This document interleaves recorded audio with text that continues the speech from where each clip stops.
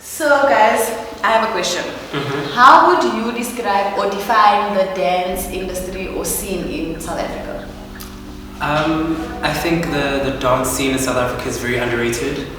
I think first of all, we are very original or unique.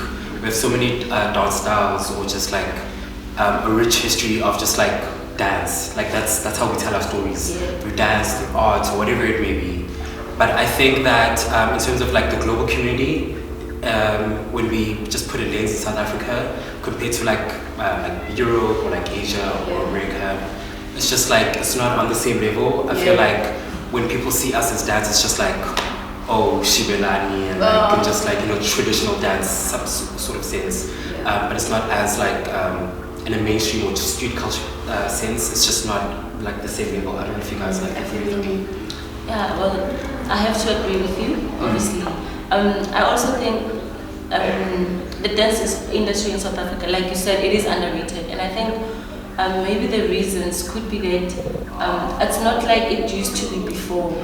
I mean, I won't blame, like now that we have less or fewer dancers compared to before, because like back then it used to be the thing, and considering also like during the apartheid era, especially with Bantola, well, I'm going to speak from the Bantola side. So during like in the late 1950s or 60s, that's when Bantola emerged in Sophia town, and it was a way for our black people to find a way to celebrate life even during the oppressions, you understand? So it was like a culture where everyone was accommodated. They could forget that we're not allowed to be in threes because police could come up anytime. They could forget that they have to carry their dumpers with them every time when they're traveling, you know. So it was an escape for a lot of people from their realities. I mean, let it be poverty, unemployment, illiteracy or anything.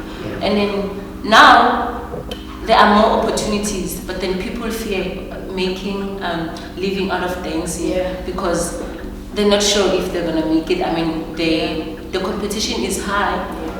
It is high, but also I think opportunities could be somehow limited, because even when there are competitions, they are only maybe for specific genres. I'm speaking about maybe competitions which happens annually. And also when it comes to our government, they don't invest in strict dances, you understand? They just want to go for institutions which train, and when you check those institutions, they are specializing in foreign trends. And we South Africans, I mean, we should brag about our identity and indigeneity, do you understand? So yeah, we still need to work on it. I feel also, like you said, underrated, but I think if you look at where we at now, like in the world, we are a teenager, and it's what you just said. If you put it in the world, in the lens of the world, we are this small, and that's why it's so important, like you're saying, Pansula, the local styles that are unique to South Africa is something they don't know in the world.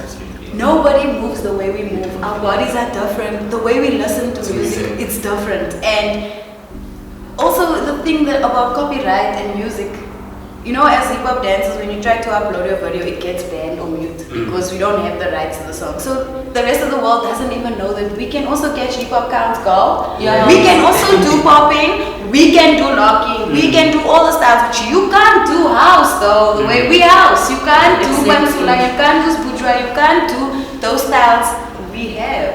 And so I feel like the scene, or what is like South African dance style, it's original flavor, it's the flavor.